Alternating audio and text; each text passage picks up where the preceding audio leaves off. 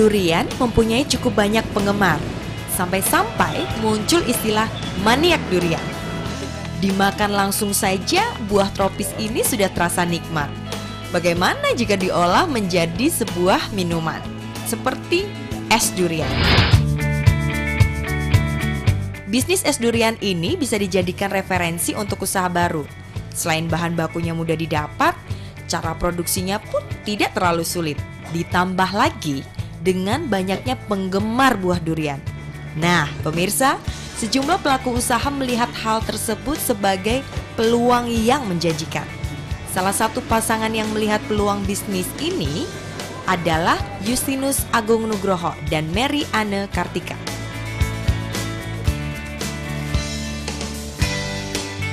Pemirsa, sekarang saya berada di kebun buah Mangunan. Di sini terdapat beraneka ragam buah-buahan termasuk durian. Episode kali ini saya akan mengajak pemirsa melihat potensi bisnis dari olahan durian. Bersama saya Dita Marsha di Dua Sisi, menjadi jutawan dari durian.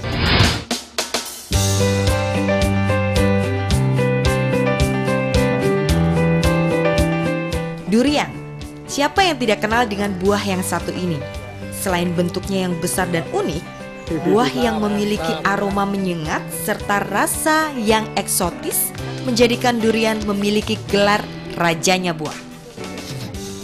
Banyak orang beranggapan bahwa durian meningkatkan kolesterol dalam darah. Namun, berdasar sumber USDA Nutrient Database, durian yang nama latinnya Durio gibetius memiliki kandungan nutrisi yang tinggi. Kandungan potasium yang ada pada durian bermanfaat untuk sistem saraf otonom yang bertugas untuk mengontrol detak jantung, fungsi otak, dan proses fisiologi penting lainnya. Banyaknya manfaat yang terkandung dalam buah durian juga dapat menjadi obat seperti sembelit, anemia, menjaga kesehatan kulit, dan dapat menjaga kadar gula darah tetap stabil. Wah, Pak, Medi, duriannya banyak sekali. Berarti kita akan siap-siap merasakan ya hasil panenannya seperti apa. Pak, gimana cara memilih durian yang bagus? Ya, cara untuk memilih durian yang bagus tuh satu-satunya ini. Nah, seperti ini. Iya? Seperti ini. Ini yang bagus. Ini karena ini apa itu namanya durinya besar-besar. Oke. Itu otomatis pungginya ya bagus. Tapi kalau yang seperti ini, nah biasanya sel ini tidak baik. Di masyarakat pasti sering kita menemui olahan dari durian, Pak. Atau memang ada jenis-jenis khusus durian yang bisa diolah? Atau memang semua jenis durian itu bisa diolah? Semua durian bisa diolah dan bisa untuk jus dan untuk campuran roti dan juga untuk banyak yang namanya itu seperti makanan roti halus itu yang itu. Semua bisa. Semuanya bisa? Iya. Satu lagi pertanyaan, Pak. Iya. Kalau yang durian ini pemasarannya kemana aja, Pak? Ini sebetulnya ini sudah kesini kekurangan yang namanya durian montong di sini spesies khusus Mangunan itu lain daripada yang lain rasanya karena lihat strukturnya tanah. Berarti ini memang punya rasa yang sangat spesial ya di Mangunan. Duriannya juga spesial karena durian montong. Saya jadi penasaran bagaimana rasanya. Pemirsa juga penasaran? Kita akan cicip. Iya, iya gitu. Ini yang dipanen tadi. Nah, kalau kita lihat durian ini bisa sangat potensial apabila bisa dipasarkan dan diolah dengan tepat. Salah satu pengusaha di Yogyakarta membuktikan hal itu. Anda penasaran? Ikuti perjalanan saya hanya di Dua Sisi menjadi jutawan dari durian. Tapi saya habisin durian dulu ya.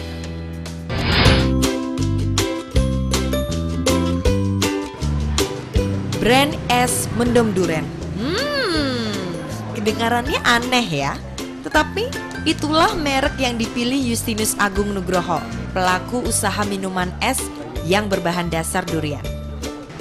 Jadi tidak sabar bertemu pemiliknya.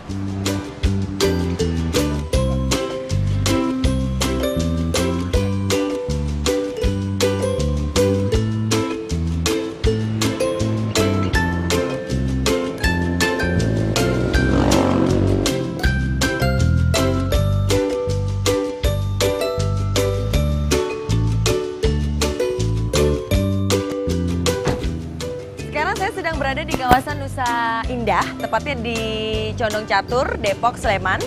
Salah satu pewirausaha ini akan berbagi tips bagaimana wirausahanya ini bisa sukses. Kita lihat, penasaran?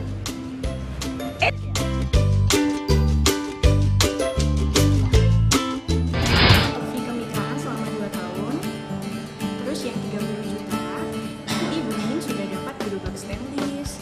Inilah kantor waralaba es durian milik Agung. Selain untuk kantor manajemen, lokasi ini juga dijadikan tempat pengemasan durian sebelum didistribusikan ke outlet-outlet.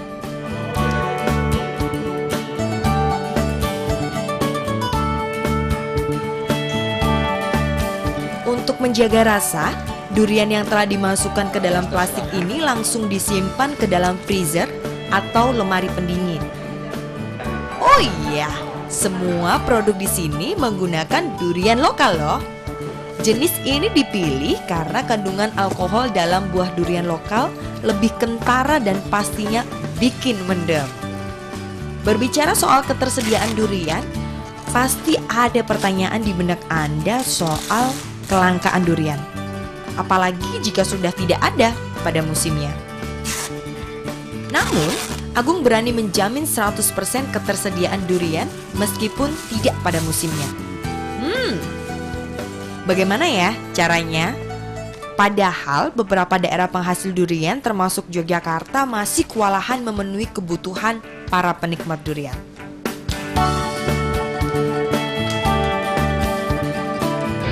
Kita lihat fakta yang ada itu menunjukkan bahwa daerah istimewa Yogyakarta, khususnya Bantul, itu kaya dengan lahan yang bisa dikembangkan sebagai potensi untuk mengembangkan durian. Kita memahami betul bahwa Kabupaten Bantul yang di tanah perbukitan saja itu bisa tumbuh subur durian montong yang berasal dari Thailand, kemudian durian lokal, dan beberapa durian unggul di Jawa yang bisa dikembangkan di Kabupaten Bantul. Kita akan mengembangkan tanaman-tanaman pekarangan yang masih belum dimanfaatkan oleh petani, itu bisa dibudidayakan antara lain pengembangan buah-buahan seperti durian. Kemudian tanah-tanah marginal yang memungkinkan Kabupaten Bantul bisa mendorong dengan metodologi pemupukan khusus itu ternyata juga bisa mengembangkan durian. Sebagai contoh, kawasan perbukitan Mangunan ini sesungguhnya kawasan yang sangat marginal, tapi terbukti dari yang tumbuh di sini menunjukkan bahwa kelas buah duriannya itu tidak kalah dengan Thailand. Salah satu bentuk yang kita upayakan, kita bermitra dengan perguruan tinggi, antara lain dengan Pascasarjana Universitas Gadjah Mada, kemudian dengan Fakultas Pertanian Gadjah Mada, kemudian dengan Fakultas Pertanian di UPN. Nah, harapan kita bahwa teknologi yang dihasilkan perguruan tinggi bisa diterapkan oleh petani. Nah, pada saatnya produk pertanian yang merupakan hasil penelitian perguruan tinggi dilakukan oleh petani, kemudian pemerintah kabupaten membantu marketing. Nah, itu harapan kita untuk bisa bagaimana melalui pengembangan durian ini kesejahteraan petani itu bisa meningkat. Untuk meningkatkan nilai atau value-nya, maka kita akan bekerjasama dengan beberapa pengusaha, khususnya pengusaha makanan, ya, bisa dengan pengusaha coklat, kemudian bisa juga dengan pengusaha jenis-jenis makanan yang bisa menggunakan durian. Dengan demikian, durian khas Bantul pada saatnya akan punya ciri yang lebih unik.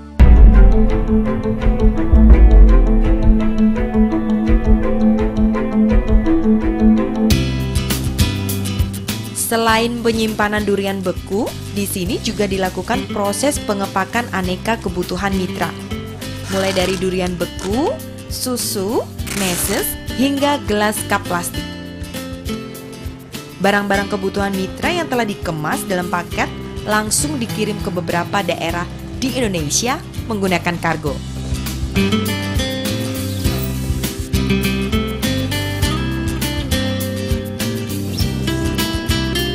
Sementara paket kebutuhan mitra di Yogyakarta langsung bisa didistribusikan dengan menggunakan kendaraan roda 2.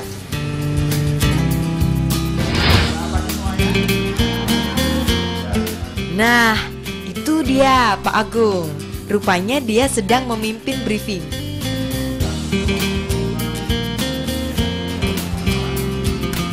Pemirsa, Bapak Agungnya lagi meeting. Kita ke bawah dulu aja. Agung memang sengaja membudayakan briefing sebagai rutinitas yang menyatukan persepsi dan semangat sebelum bekerja. Dalam setiap briefingnya, Agung selalu memberikan motivasi kerja, training sekaligus pengawasan kepada karyawannya. Selain untuk meningkatkan kinerja karyawan, sistem ini dilakukan Agung untuk menjalin keharmonisan dengan karyawannya. Dengan adanya sharing, kinerja dapat terlaksana dengan baik dan kinerja perusahaannya pun menjadi meningkat. Pak Agungnya sendiri itu tentu saja sangat baik. Cuman ya kalau mengajari itu lumayan galak seperti itu. Tapi ya itu membuat kami menjadi lebih baik lagi, lebih baik dan menjadi apalagi saya yang dulunya itu nggak ada basic akunting sama sekali, bahkan saya sangat benci akunting. Sampai sekarang saya bisa lah sedikit seperti itu juga berkat Pak Agung. Jabatan tertinggi di Mendem Durian ini adalah menjadi kongsian bisnisnya Pak Agung. Jadi bukan general manager atau apapun, tapi kongsian mitra Pak Agung. Kata-kata beliau yang sangat makjleb itu adalah bukan salah Anda terlahir dari keluarga miskin, tapi salah Anda jika meninggal dalam keluarga miskin.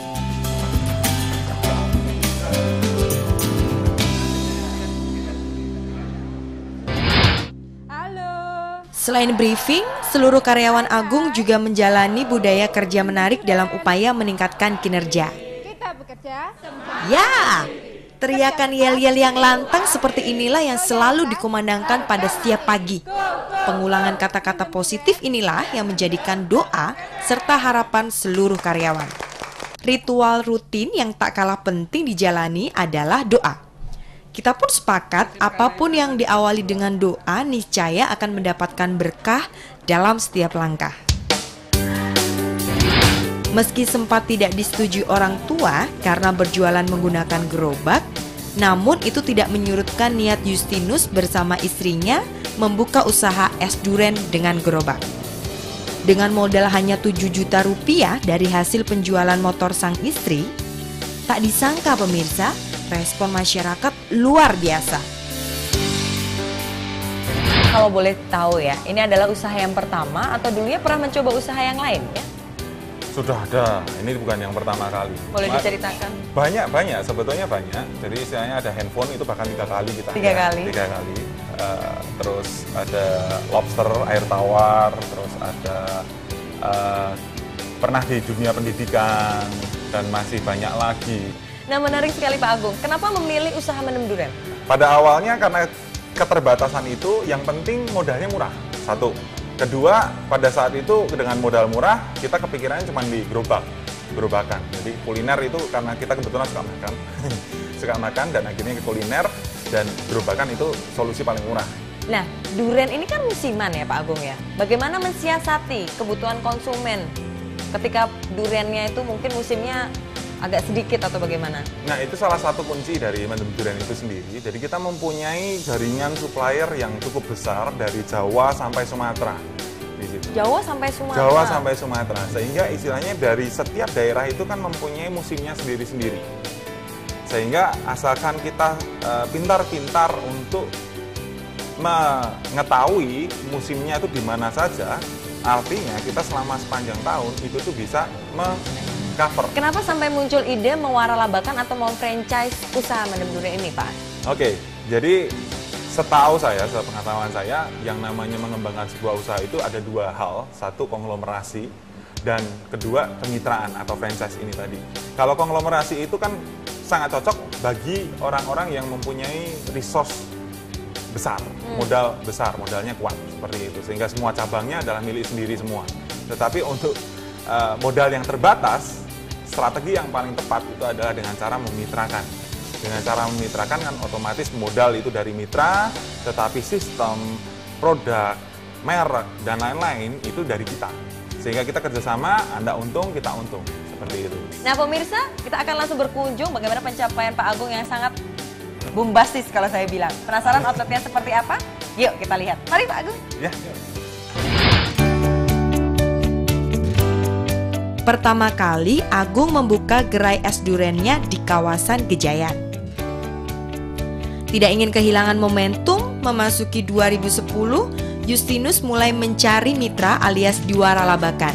Langkah Justinus semakin tak terbendung, dan per Mei 2013 sudah ada 90 gerai, yaitu 7 cabang milik sendiri dan 83 gerai lainnya dimiliki mitranya franchise.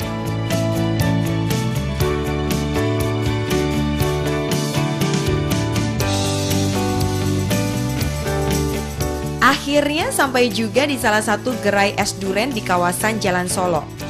Dari segi warnanya yang cenderung cerah, pemirsa, ternyata Agung sengaja memilihnya untuk menambah ketertarikan banyak orang untuk mencoba. Selain modal tidak terlalu besar, berjualan dengan gerobak dipilih dengan mengingat target pasar yang luas dan juga lebih mudah mendekatkan diri ke pasar yang potensial.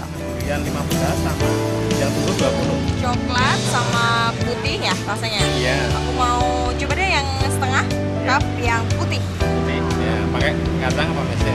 Bisa saja. Oh, mesin aja. Nah pemirsa, sekarang saya lagi mau nyobain mendem durian yang ini. Apakah benar durian yang ini bikin apa? Mendem. Untuk menjadi mitra usaha es durian miliknya, modal awalnya hanya 45 juta rupiah. Es durian yang dijual di sini terdiri dari 2 varian rasa, yakni es durian coklat dan es durian putih. Penyajiannya dibagi dalam 3 ukuran, yakni jumbo, large, dan kids. Harga yang ditawarkan bervariasi pemirsa, mulai Rp11.000 hingga Rp20.000 tergantung ukuran. Tapi dari kuahnya udah kerasa, duriannya udah kerasa. Jadi, Pak Agung, apa Bapak nggak takut kalau misalkan ada usaha yang sama atau ada yang menyerupai hampir mirip-mirip kayak mendem duriannya? Kalau untuk menyerupai sih banyak sekali yang niru malahan istilahnya. Bahkan ada yang nirunya tuh nggak nanggung-nanggung gitu, nembak istilahnya. Tetapi kunci kita tidak hanya di bahan seperti ini. Kalau di sini Anda bisa lihat kan susunya aja kelihatan mereknya apa, ya kan? Ini cuma pakai air gula, ada kuah coklat dan meses kacang. Itu sangat simpel sekali. Tetapi kunci kita sebetulnya tidak di situ. Kunci kita itu ada 2. Satu dari durian itu sendiri, karena kita itu dalam satu saset duriannya itu terdiri dari 2 sampai 3 jenis. Sehingga istilahnya karakteristik dari durian itu bisa terpenuhi. Oh, berbeda gitu ya? Oh iya kan, karakteristik ada durian resep itu sebenarnya khusus ada 4. Ada dari tebalnya, ada dari manisnya, ada dari pahit duriannya, dan keempat dari teksturnya.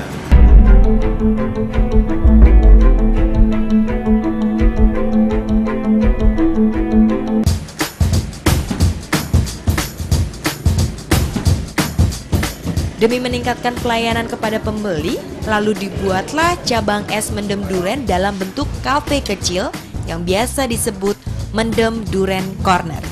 Selain produk es durian, Mendem Durian nonstop menyajikan menu-menu yang bervariasi seperti nasi mendem komplit, internet pedes mampus, mendem burjo, mendem roti, dan olahan mendem lainnya.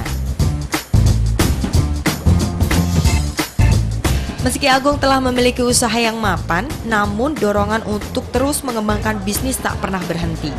Terbukti, setelah berhasil mengelola bisnis franchise es durian dan kafe, Agung bersama istrinya Mary Anne Kartika membuat usaha restoran dengan nama Istri Tercinta. Cabang yang ada di sini sudah merupakan cabang yang ketiga dari Mary Anne's Artisan Ice Cream and Resto. Menu-menu yang di sini cukup beragam. Ada pancake dan ada yang lainnya. Tapi yang paling best seller tentu saja menu es krimnya. Mary Anne's Artisan Ice Cream and Resto menawarkan 54 jenis es krim.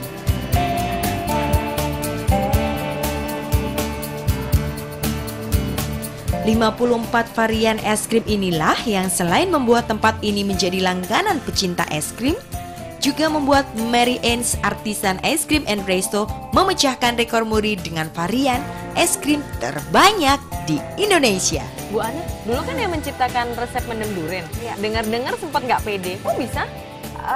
Iya, karena kan kalau untuk yang mendem durian itu kan bisnis kuliner pertamanya kita nih. Emang sih saya kan waktu udah sempat, maksudnya itu kan bukan resep menurut saya, maksudnya itu kan biasa untuk kita konsumsi untuk di rumah, makan, bikin untuk sendiri gitu. Terus waktu itu Pak Agungnya ngomong, ini enak nih, kenapa nggak ini aja nih yang dijual, kan seperti itu. Terus nggak pedenya, ya menurut saya mungkin enak, tapi kan belum tentu Belum kan tentu buat selera orang konsumen.